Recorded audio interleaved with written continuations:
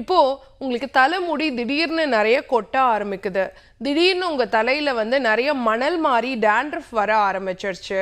ஃபேஸ்ல அங்கங்க பிம்பிள்ஸ் நிறைய வர ஆரம்பிக்குது. சீல் கொப்புளங்கள் மாதிரி இருக்கு. முகத்துல தேவையற்ற முடி வளர்ச்சி அதிகமா இருக்கு. திடீர்னு காரணமே தெரியாம படபடப்பு அதிகமாகுது. ஸ்ட்ரெஸ் ரொம்ப அதிகமாகுது. தூக்கமின்மையினால கஷ்டப்படுறீங்க. மோஷன் ட்ரபிள் வந்து ஃப்ரீக்வெண்ட்டாக இருக்கு. சாப்பிட்டோன்னே மோஷன் போகிற கம்ப்ளைண்ட் இருக்கு. மார்பு ரொம்ப கனமாக இருக்குது, இல்லை மார்பு ரொம்ப வலிக்குது. திடீர்னு வந்து ஏப்ப விட்டுக்கிட்டே இருக்கும். இல்லைன்னா வந்து நமக்கு மூச்சு விடுறதுக்கு சிரமமாக இருக்கிற மாதிரி டக்குன்னு போய் இசிஜியை பார்க்க வேண்டிய சூழ்நிலை.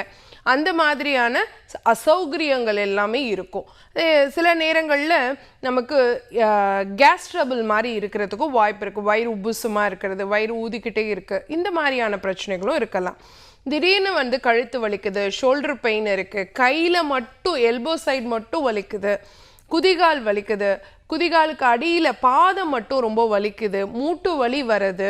அதே மாதிரி ஆண்களாக இருக்கும் பட்சத்தில் அவங்க ஸ்பெர்ம் கவுண்ட் டிஸ்டர்ப் ஆகுது. பெண்களாக இருக்கும் பட்சத்தில் அவங்களுடைய எக்கு வந்து ப்ராப்பராக இல்லாமல் போகிறது. குவாலிட்டி குவான்டிட்டி அளவுலேயும் சரி, அதனுடைய தரத்துலேயும் சரி, சரியாக இல்லாமல் போகிறது. நிறைய வந்து வாழ்நாள் முழுவதும் பிரச்சனையாக இருக்கக்கூடிய பல நோய்கள், உதாரணத்துக்கு சர்க்கரை நோயாக இருக்கலாம்.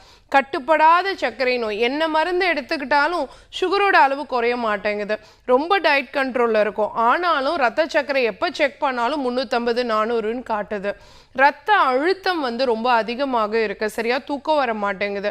எப்போ பார்த்தாலும் ஒரு பதட்டமான சூழ்நிலையிலே இருக்கும். ரத்த கொழுப்பினுடைய அளவு திடீர்னு பார்த்தோன்னா ரொம்ப கூட குறைய இருக்கிற மாதிரி ஒரு ஃபீலு. இந்த ட்ரெஸ்ஸஸ் பார்த்தீங்கன்னா திடீர்னு ஒரு ட்ரெஸ் லூஸாக இருக்குது, திடீர்னு ஒரு ட்ரெஸ் அதே ட்ரெஸ் நெக்ஸ்ட் வீக் போடும்போது டைட்டாக மாறுது.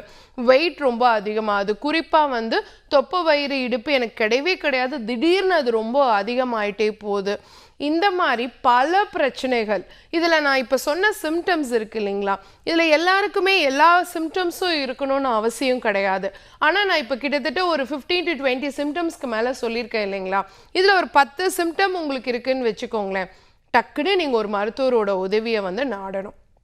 என்ன காரணம்னா, ஆரம்ப காலகட்டத்தில் ஹார்மோனல் இஷ்யூஸை நம்ம சால்வ் பண்ணிட்டோம் அப்படின்னு சொன்னால் கண்டிப்பாக ஃப்யூச்சரில் இன்னைக்கு இருக்கக்கூடிய இளம் பெண்களும் சரி ஆண்களும் சரி குழந்தை பாக்கியத்துக்காக கஷ்டப்படுறது அப்படிங்கிற ஒரு நிகழ்வு வந்து இருக்கவே இருக்காது.